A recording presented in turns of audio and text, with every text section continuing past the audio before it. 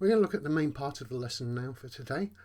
What you should take away from the previous video and the starter of the lesson was that there are two different kinds of terminology. One is called analog, the other one is called digital, and we cannot put the real world, the analog world, into a computer without some manipulation, because the analog world is infinite and the digital world is finite. So we need to sort of do a bit of manipulation with the data before we can actually store it. To do that, we need to look at the units of how we're going to store things. And what I need you to be, the objective of this, is for you to have some familiarity with the data units and how to move or convert between one and another. And this will be a sort of typical exam question.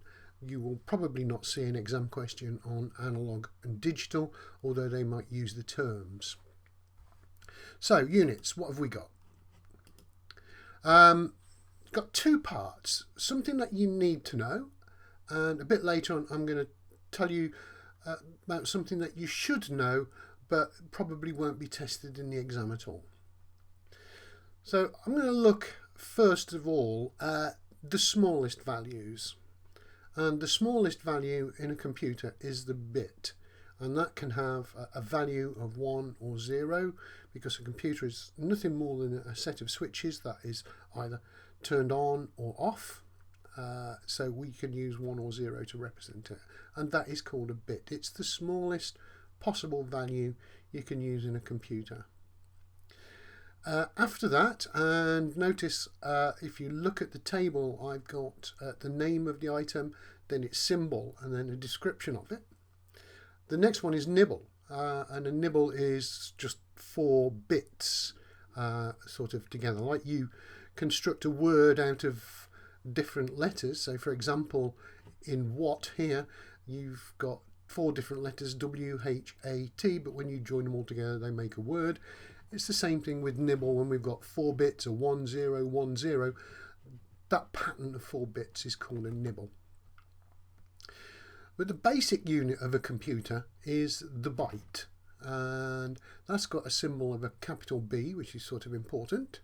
And a byte is a pattern of 8 bits, and that is probably the smallest value that we actually work with in a computer, although bits are smaller.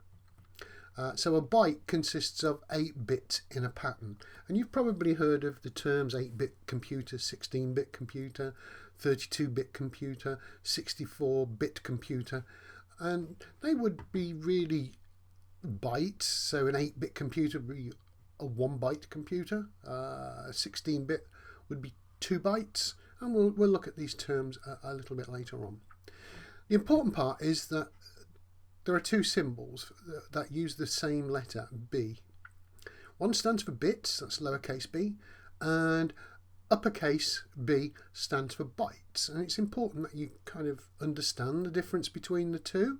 One major part is from the next paragraph down, is when your ISP, that's Virgin or BT or whoever you get your service from, they tend to give you a speed, and they tend to measure it in sort of megabits per second, and you might confuse that for megabytes. There's a big difference between those two. So if your service is rated in megabits, that's going to be 8 times slower than if you thought it was in megabytes. So they might say it's 100 megabits per second.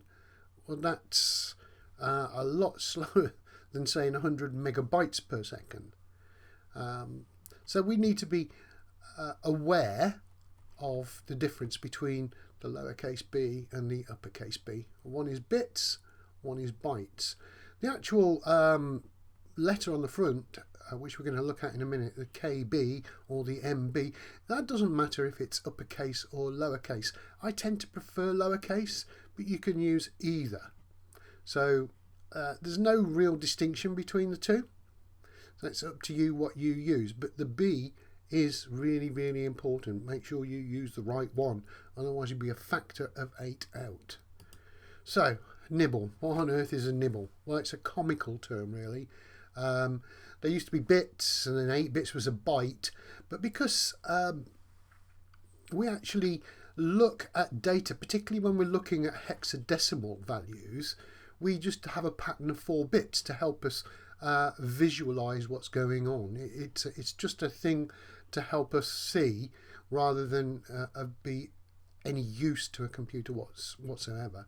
So they had this comical term. So half a byte they called a nibble. Well, I mean, they could have called it chomp, but it's called a nibble.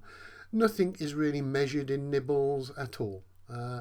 Bits and nibbles are too small to be useful in a computer. We use them, but we don't measure things in them. The smallest measure that we actually use is a byte. So we say things like megabytes, gigabytes, kilobytes. We don't use bits and nibbles. So let's take a look. Kilobyte. So I've put here on the left hand side of the table the name in order from smallest to largest, and then its symbol, and I've given you both symbols that you can use. And this really is a table that we're really starting to measure things in. The previous table was a bit too small to measure, but this table is what things are normally measured in, such as your hard drive space, your memory stick, or the memory in a computer. They're measured in these. So the smallest one on here is kilobytes. The kilo is from maths, meaning 1,000. So a kilobyte is 1,000 bytes. Notice that we need to use the uppercase B. If we use the lowercase b, that would be bits. That would be 1,000 bits. 8 times smaller. Or a factor of 8. And then we move on to megabits, which is like millions in maths. So that's 1,000 kilobytes. That's an MB, capital B. Doesn't matter about the M being upper or lower. Same for gigabytes, which is the next value up. That's 1,000 megabytes. So if mega is million, giga is billion, and then I kind of lose the plot with the illions, zillion, trillion, whatever. A trillion would be terabyte. So terabyte is TB, or lowercase t and a b, and that's 1,000 gigabytes. Then we've got petabyte being a p. Now there are further, and when I give you your exercise at the end of the video, I'll send you a PDF with some questions and you can answer them on paper. Later we'll do a test, or later in the week we'll do a test to find out what you know online. But for the moment, all of your exercises should be done on paper, and I'll send you a PDF. But there are bigger values, and it may be interesting just to go and find out what they are. So that would be a little bit of a research task. But as far as the exam board is concerned, is petabyte is the largest we will ever deal with. So bit is the very smallest. Bit, nibble, byte, kilobyte, megabyte, gigabyte, terabyte, petabyte. You might want to make up some sort of acronym with the first letters. That's up to you. I don't have one handy. But one of the things that you will expect it to be do in the exam is they will give you a list of these, and you'll need to arrange them in order from smallest to largest. So typical exam question. Another one would be to be able to convert between 2 different sizes. Now what do I mean by that? I'll give you 2 examples. One is multiplication and one is division.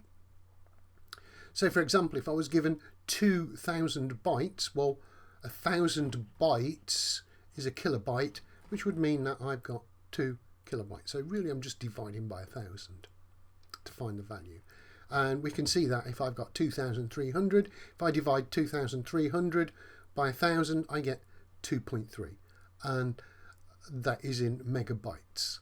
Notice the capital B, it's bytes, not bits. Another example over on this side, I've used the same value, 5.4 gigabytes, and what I'm doing is trying to convert the 5.4 gigabytes to the different values below. So I've got gigabyte here, the one below it is megabyte, the one below that is kilobyte, and so on.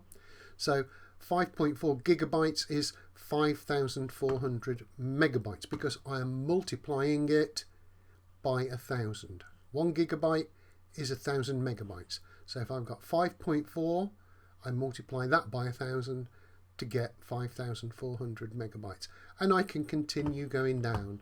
So 5.4 gigabytes is the same as, that's quite a large number, it's 5.4 million kilobytes. So I'm multiplying it by 1,000 and by 1,000 again.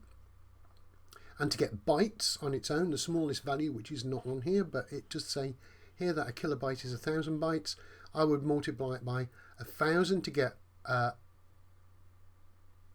megabytes, and then by 1,000 again to get kilobytes, and then by 1,000 again to get bytes, and I would end up with this rather large figure in bytes. So these are all the same values, there's no difference, it's just in different units, megabytes, kilobytes and bytes. Now, this is a question that would probably appear on your exam paper and work things out. For you to work things out, you'll probably be asked if you've got your camera which takes a picture, and each picture is 3 megabytes in size, and if you had a sort of storage device such as a memory stick or an SD card or a hard drive, how many of these pictures would you be able to save on your drive? So if I took a picture of 3 megabytes, if my storage space was only 1 kilobyte, I just don't know of anything of that small these days, I wouldn't be able to store any pictures on it at all, because I need at least 3 megabytes of storage space. If I've got a storage capacity of 1 megabyte, no, that is possible, because that could be a very small computer these days. Then probably you wouldn't be able to put the picture on there at all, because you need 3 to actually do it. It is possible to get 1 megabyte. 1 gigabyte is probably more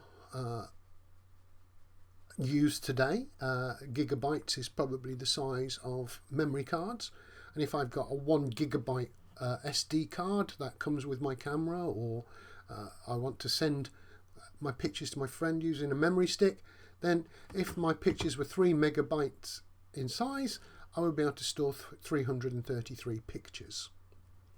And this is all because I'm using 1,000, 1 million and 1 billion multiples of 10 to actually store them. We'll see later on that this isn't actually the correct value of pictures that I'll be able to store. So if I got a terabyte hard drive, which I do have to store my pictures on, I'd be able to store 333,333 3 megabyte pictures on there. And again, with a petabyte, a huge amount, 333,333,333 images stored on a 1 petabyte drive. So part of your exercise will be how to convert and how many images or song files or video files you'll be able to save on a particular size hard drive. So typical storage requirements, and I'm saying this because they do move on rather rapidly for 2020. If I was writing a Python program and I was saving that, because it's a simple plain text file, it would probably just be in bytes for a very small, like print hello, or kilobytes for quite a large program that you were writing. But that's the kind of size that I would need to store a Python program or a text-based program.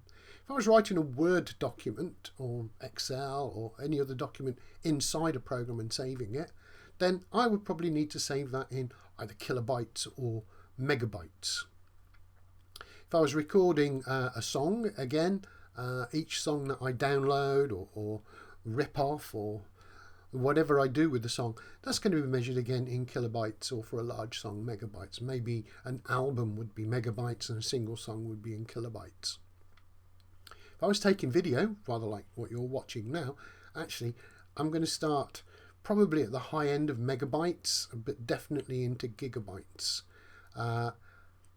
Now again, these really come into play when we're using the internet, because obviously the larger the amount or the value that we're trying to send is the longer it's going to take to actually download to your computer.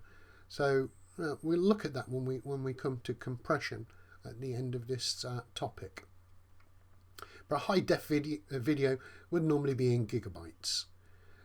And secondary storage, so what I'm talking about here is your hard drive on your computer, or maybe an external hard drive, or perhaps a rather large SD card, will be measured in gigabytes for a card or a memory stick, or terabytes for maybe a hard drive.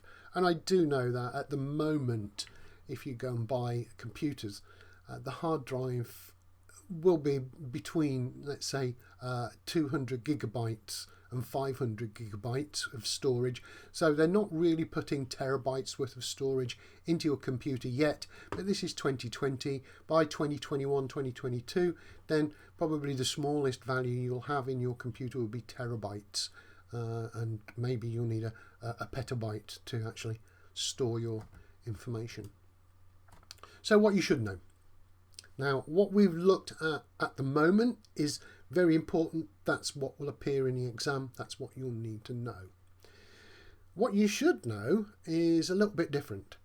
So until very recently, a kilobyte was actually 1024 bytes, and a megabyte was 1024 kilobytes, and so on. A gigabyte is 1024 megabytes, terabytes was 1024 gigabytes. This was the measure. Now, if you've got old textbooks, or if you're looking online for revision, maybe BBC Bite Size, you may well see this number instead of 1,000. And the problem with that is, if you're sitting an exam, so down here I've got the words, if you're sitting an exam and you're not allowed a calculator in the exam, if you're trying to work out file sizes using this 1024 as your multiple, then the calculation gets very difficult. So they've changed it now so that a kilobyte is now 1,000 bytes. A megabyte is 1,000 kilobytes. Gigabytes is 1,000 megabytes, and so on. So they've changed it from 1024, which is accurate, that's exactly the amount that is stored, to 1,000, which is an approximation, but is useful for when you are trying to answer questions on paper. It's much easier to multiply by 1,000 than it is by 1024. Now, I'm mentioning this because, as I said, you could be revising or looking at textbooks which are telling you these values and not the thousands. The exam board will accept calculations if you use either, but you need to be consistent. And what I mean by that is, you can't start off by multiplying by 1024 bytes to get a kilobyte and then multiply that by 1,000 to get megabytes. That's two different measures. You need to stay either in 1024 for your multiples or the 1,000 for your multiple. But you should know that this is the accurate storage. This is exam board easy calculations. When I say easy, they are difficult, but it's a lot easier to multiply by 1,000 than it is by 1024, or divide. So let's give you some examples. This table, if we go back to the picture table, when we were trying to store, there we go, oops, gone too far. When we were trying to store a 3 megabyte picture file on this kind of storage space, these were the amount of pictures I could store on a gigabyte drive if my picture was 3 megabytes. But in reality, it's 1024, and the number of pictures that I will get is slightly different. So on a gigabyte, if the gigabyte was by 1024 megabytes, which was 1024 kilobytes, which was 1024 bytes, if I was using that calculation, I would end up with 341 pictures instead of 333. And similarly, on a terabyte, I'd be able to store a few more files, a few more images than my 1,000 would allow me to, and again with a petabyte. But if you take a look at the numbers, you can see that these are probably a little bit more complex than the ones on the left. So just to finish off and round off, the old name for a kilobyte was for 1024 bytes. But now, because a kilobyte is 1,000 bytes, they've renamed this 1024 bytes and they now call it a kibibyte. And the same goes for the megabyte. That's the old version, which was 1024, is now called a mebibyte, which is 1,048,576 bytes, or 1,024 kibibytes. And then we go up to gibibyte and tebibytes. Now the point is, multiplying by these numbers here, 1,048,576 and 1,024 is not very nice. It's much easier if we just use multiples of 10. So this is things that you should know, because this is actual reality, and when you research things online or look online, they will be using these words and these values, but the exam board won't. But if you sort of get it wrong after you've done your revision and you're using 1,024 instead of 1,000, they will still be okay with that calculation, as long as you're consistent with it. So that takes us through the lesson. The PDF will ask you some questions. You can answer them on paper and either take a picture of it and send it up, or retain it. Just let me know that you've done some work on it, and at the end of this topic we will do an online form that you can answer questions, and I can get a good feel for what you know or don't know. If you're having difficulty with anything, please let me know. Ask questions. That's the whole point of education. In the next lesson, we're going to start looking at binary, how we use it, and how we do addition, how we do multiplication, and that might be a little difficult for you. Again, that's where I'm expecting you to ask questions for. So onto the PDF, do the work, and let me know how you get on.